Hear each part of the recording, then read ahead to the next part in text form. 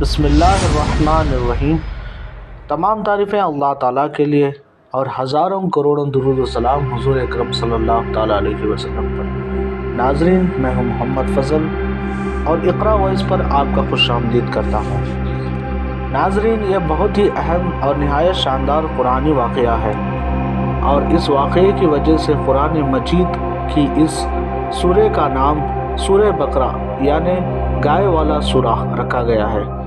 اس کا واقعہ یہ ہے کہ بنی اسرائیل میں ایک بہت ہی نیک اور صالح بزرگ تھے، اور ان کا ایک ہی بچہ تھا جو نابالغ تھا، اور ان کے پاس فقط ایک گائے کی بچیا تھی۔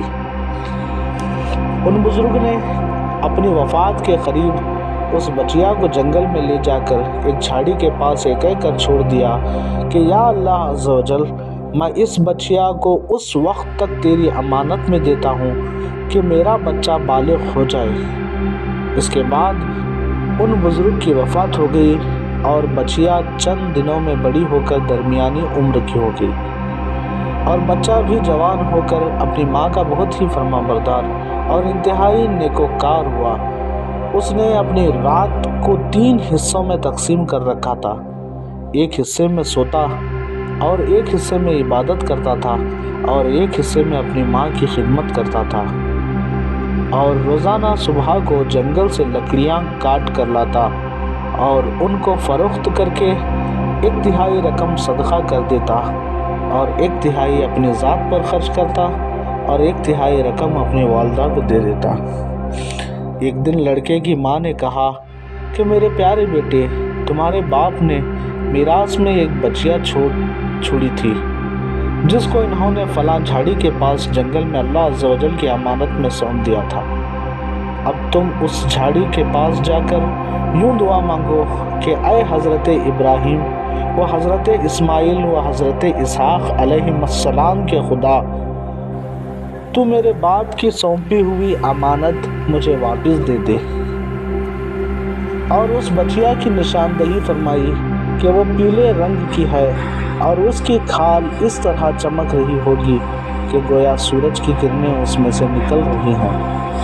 یہ سن کر لڑکا جنگل میں اس جھاڑی کے پاس گیا اور دعا مانگی، تو فوراً ہی وہ گائے دوڑتی ہوئی آ کر اس کے پاس کھڑی ہو گئی، اور یہ اس کو پکڑ کر گھر لایا۔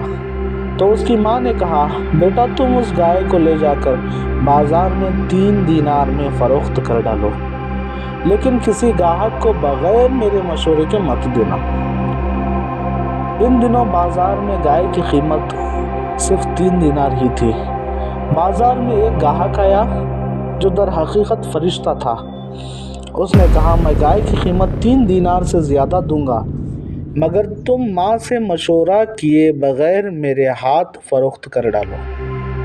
لڑکے نے کہا کہ تم خواہ کتنی بھی زیادہ قیمت دو، مگر میں اپنی ماں سے مشورہ کیے بغیر ہرگز اس گائے کو نہیں بیچوں گا۔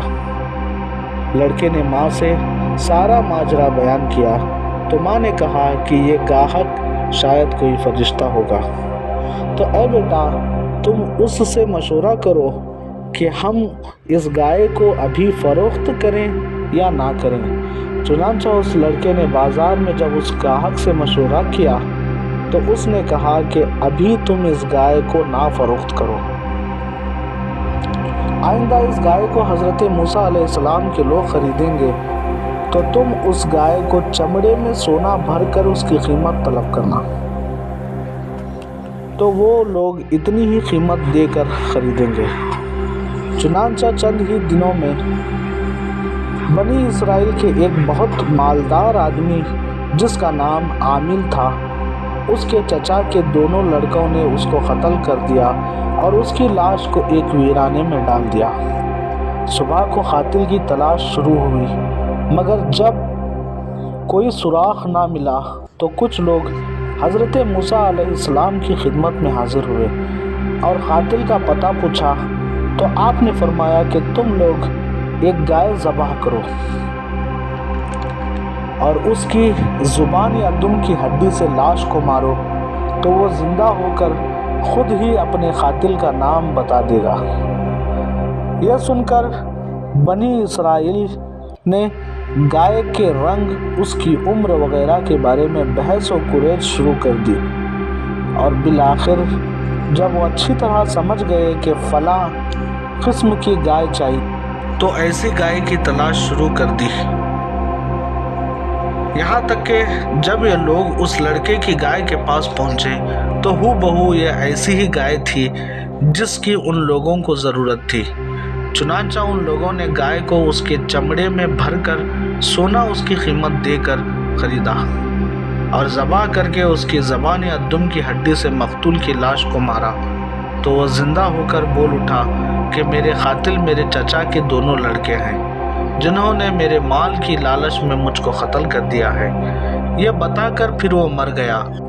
چنانچہ ان دونوں قاتلوں کو قصاص میں قتل کر دیا گیا، اور مرد صالح کا لڑکا جو اپنی ماں کا فرما بردار تھا کثیر دولت سے مالا مال ہو گیا۔ اس واقعے سے بہت ہی عبرت انگیز اور نصیحت آموز باتیں اور احکام معلوم ہوئے۔ اس میں سے چند یہ ہیں جو یاد رکھنے کے قابل ہیں۔ ناظرین، خدا کے نیک بندوں کے چھوڑے ہوئے مال میں بہت خیر و برکت ہوتی ہے۔ اولاد پر شفقت کرنا اور ان کے لیے مال چھوڑ جانا یہ اللہ والوں کا طریقہ ہے۔